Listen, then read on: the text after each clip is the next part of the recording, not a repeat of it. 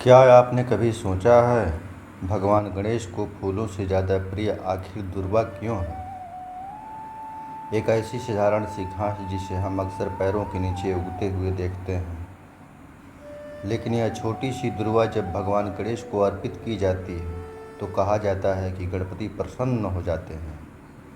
आखिर ऐसा क्यों? क्या इसके पीछे कोई ऐसी प्राचीन कथा है जिसे बहुत कम लोग जानते हैं? और क्या सच में दुर्वा ने कभी भगवान गणेश के प्रचंड क्रोध और अग्नि को शांत किया था? आज की कहानी आपको इसी रहस्य के उस संसार में ले जाएगी जहां एक छोटी सी घास देवताओं के लिए भी आश्चर्य का कारण बन गई थी। कहानी शुरू होती है एक ऐसे समय से जब धरती पर एक भयंकर असुर का आतंक फैल चुका था। उस असुर का नाम था अनलासुर। कहा जाता है कि अनलासुर के शरीर से निकलने वाली अग्नि इतनी भयंकर थी कि उसके सामने आने वाला कोई भी व्यक्ति बच नहीं पाता था। जहाँ वह जाता वहाँ गर्मी और भय फैल जाता। ऋषि मुनि परेशान थे, देवता चिंतित थे और पृथ्वी पर रहने वाले लोग भगवान से रक्षा की प्रार्थना कर रहे थे। लेकिन अनलासुर को रोकना आसान नहीं था। देवताओं ने अपनी अपनी शक्तियों का प्रयोग किया, लेकिन उसकी अग्नि लगातार बढ़ती गई। तब सभी की नज़र एक ही देवता पर जाकर ठहर गई, भगवान गणेश। गणेश जी ने भक्तों की पुकार सुनी। उन्होंने अनलासुर का सामना किया। एक ओर था अग्नि से भरा हुआ असुर और दूसरी ओर थे विघ्नहर्ता गणेश। भयंकर युद्ध शुरू हुआ। अनलासुर अपनी अग्नि से चारों ओर विनाश मचाने लगा, लेकिन गणेश जी पीछे नहीं हटे। अंततः गणेश जी ने अनलासुर को पराजित कर दिया। कथा के अनुसार गणेश जी के अनलासुर को निगल लिया, लेकिन यहीं से कहानी में एक नया मोड़ आया। अनलासुर की अग्नि गणेश जी के शरीर के भीतर पहुंच गई। उनका शरीर तपने लगा। गणेश जी के मस्तक से लेकर चरणों तक मानो अग्नि फैल गई। देवताओं ने उन्हें शांत करने के लिए अनेक उपाय किए।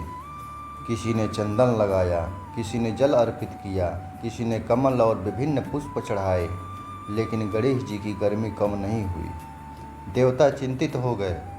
तब कुछ ऋषियों ने एक उपाय किया।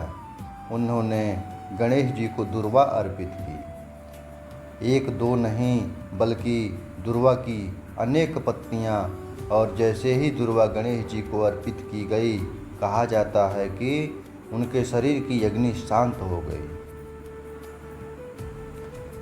यहीं से जुड़ी मान्यता है कि भगवान गणेश को दुर्वा अत्यंत प्रिय है। लेकिन सवाल अभी भी बाकी है, आखिर दुर्वा में ऐसा क्या था? दुर्वा को भारतीय परंपरा में केवल एक सामान्य घास नहीं माना गया। इसका एक विशेष गुण है, यह कट जाने के बाद भी आसानी से फिर उग जाती है। इसीलिए दुर्वा को जीवन, पुनर्जन्म और निरंतरता का प्रतीक भी माना जाता है। आपने देखा होगा, गर्मी हो, बारिश हो या जमीन सूख जाए, दुर्वा थोड़ी सी नमी मिलते ही फिर से फैलने लगती है। यही कारण है कि गणेश पूजा में दुर्वा का विशेष महत्व माना गया है, क्योंकि गणेश जी केवल विघ्नहर्ता ही नहीं, बल्कि बुद्धि, समृद्धि और नई शुरुआत के देवता भी माने जाते हैं। दुर्वा हमें भी एक संदेश देती है, जीवन में कितनी भी कठिनाइयाँ क्यों न आएं, हमें दुर्वा की तरह फिर से उठना चाहिए। लेकिन गणेश जी की और दुर्वा से जुड़ी एक और सुंदर मान्यता भी सुनाई जाती है। कहा जाता है कि एक समय एक देवी या दिव्य शक्ति से जुड़ी कथा में दुर्वा के महत्व का वर्णन हुआ, और तब से गणेश पूजा में इसे विशेष स्थान मिला। अलग अलग पुराणों और लोक परंपराओं में इस कथा के अलग अलग रूप मिलते हैं, लेकिन सभी कथाओं का संदेश लगभग एक ही है। भगवान को भव्यता से ज़्यादा भक्ति प्रिय है। आप भगवान गणेश को सोने का मुकुट चढ़ा दें, हीरे जवाहरात चढ़ा दें, बहुमूल्य फूल चढ़ा दें, लेकिन यदि मन में श्रद्धा नहीं है तो उस पूजा का अर्थ अधूरा रह जाता है। वहीं दूसरी ओर एक भक्त यदि प्रेम से केवल कुछ दुर्वा अर्पित कर दे, तो वह वही भगवान गणेश की कृपा का पात्र बन सकता है। शायद यही कारण है कि गणेश जी की पूजा में दुर्वा का स्थान इतना विशेष है। अब एक और सवाल, दुर्वा कितनी चढ़ाई जाती है? परंपरागत रूप से गणेश जी को दुर्वा की छोटी छोटी जुड़ियों या गुच्छों में अर्पित किया जाता है। कई स्थानों पर 21 दुर्वा चढ़ाने की परंपरा भी है। यही संख्या भी अपने आप में रहस्यमयी मानी जाती है। भारतीय आध्यात्मिक परंपराओं में 21 संख्या को विशेष महत्व दिया गया है। गणेश पूजा में 21 दुर्वा, 21 मोदक या 21 अन्य पूजन सामग्री चढ़ाने की परंपरा अनेक क्षेत्रों में देखने को मिलती है। लेकिन इसका अर्थ केवल संख्या में नहीं है, इसके पीछे सबसे बड़ा भाव है पूर्ण समर्पण। जब भक्त दुर्वा की छोटी सी पत्ती भगवान को अर्पित करता है तो वह मानो कहता है, हे गणपति, मेरे जीवन के अहंकार, क्रोध और परेशानियों को भी स्वीकार कर लीजिए और मुझे फिर से उठने की शक्ति दीजिए। सोचिए, दुर्वा कितनी छोटी है, न उसमें गुलाब जैसी सुंदरता है, न कमल जैसी भव्यता है, फिर भी भगवान गणेश को वह प्रिय मानी गई है। क्यों? क्योंकि भारतीय आध्यात्मिक परंपरा हमें बार बार एक बात सिखाती है, भगवान को वस्तु की कीमत नहीं, भक्त के भाव की कीमत होती है। यही इस पूरी कथा का सबसे बड़ा रहस्य है। हम अक्सर सोचते हैं कि भगवान को प्रसन्न करने के लिए बहुत कुछ चाहिए, बड़े मंदिर चाहिए, बहुत सारा धन चाहिए, महंगी पूजा सामग्री चाहिए।